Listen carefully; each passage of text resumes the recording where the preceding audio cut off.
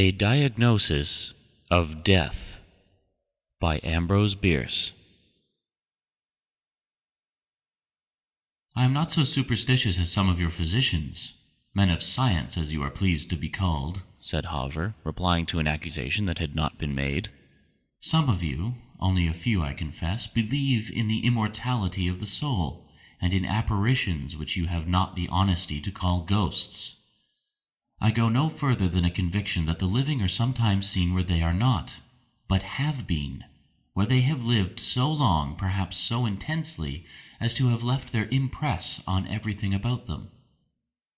I know indeed that one's environment may be so affected by one's personality as to yield, long afterward, an image of one's self to the eyes of another. Doubtless the impressing personality has to be the right kind of personality, as the perceiving eyes have to be the right kind of eyes. Mine, for example. Yes, the right kind of eyes conveying sensations to the wrong kind of brain, said Dr. Fraley, smiling. Thank you. One likes to have an expectation gratified. That is about the reply that I supposed you would have the civility to make. Pardon me, but you say that you know. That is a good deal to say, don't you think? Perhaps you will not mind the trouble of saying how you learned. You will call it an hallucination, Hawver said, but that does not matter. And he told the story. Last summer I went, as you know, to pass the hot weather term in the town of Meridian. The relative at whose house I had intended to stay was ill, so I sought other quarters. After some difficulty, I succeeded in renting a vacant dwelling that had been occupied by an eccentric doctor of the name of Mannering, who had gone away years before. No one knew where, not even his agent. He had built the house himself, and had lived in it with an old servant for about 10 years. His practice, never very extensive, had after a few years been given up entirely. Not only so, but he had withdrawn himself almost altogether from social life and become a recluse. I was told by the village doctor, about the only person with whom he held any relations, that during his retirement he had devoted himself to a single line of study, the result of which he had expounded in a book that did not commend itself to the approval of his professional brethren, who, indeed, considered him not entirely sane.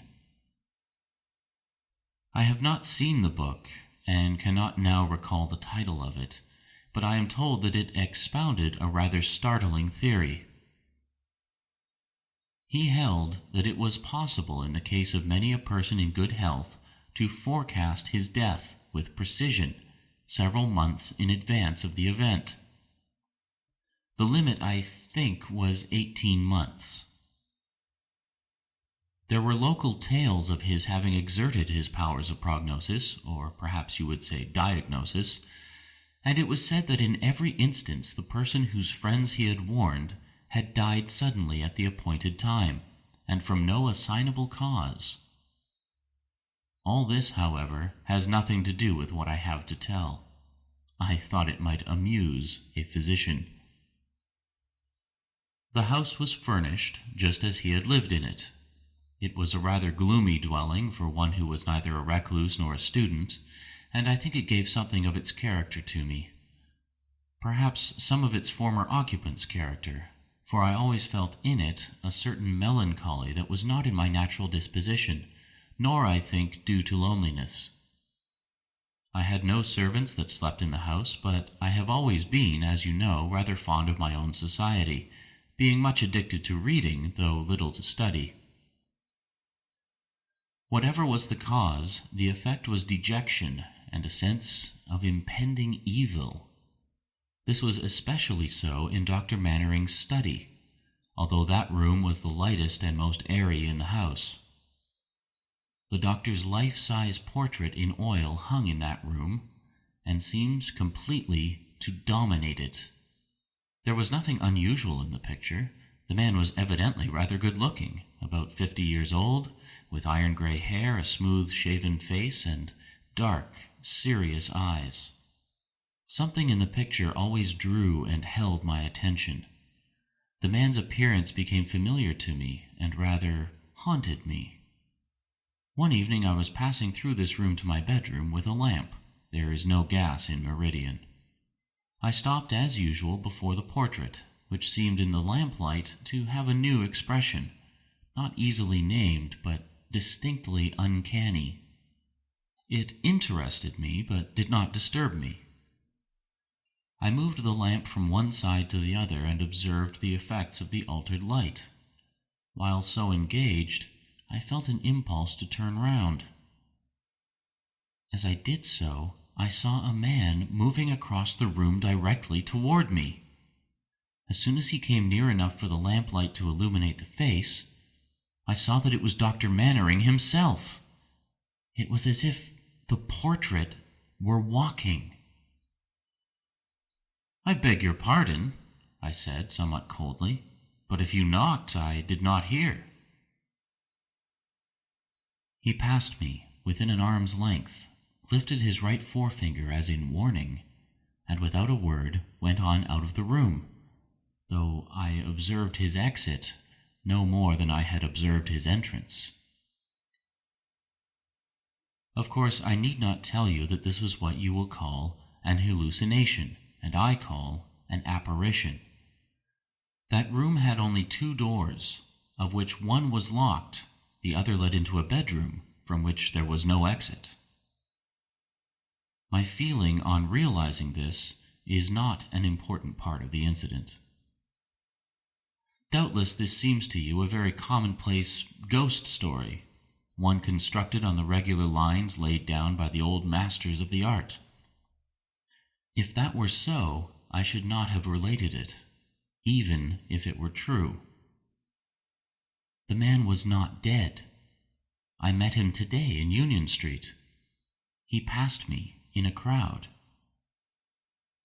Haver had finished his story, and both men were silent. Dr. Fraley absently drummed on the table with his fingers.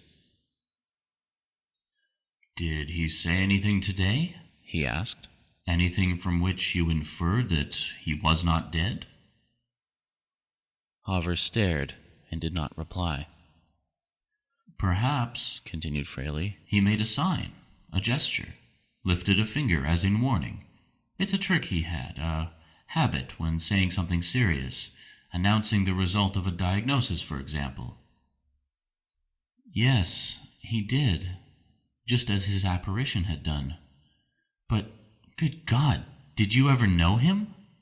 Haver was apparently growing nervous. "I knew him.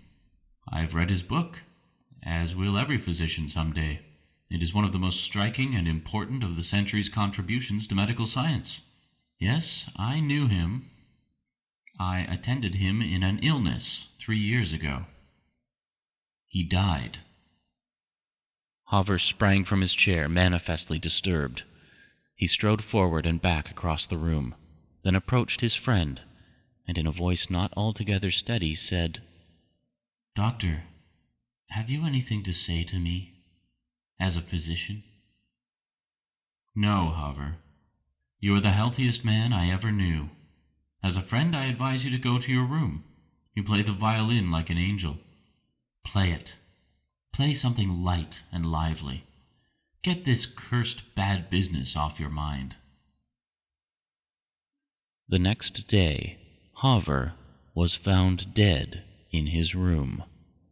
The violin at his neck, the bow upon the strings, his music open before him at Chopin's funeral march.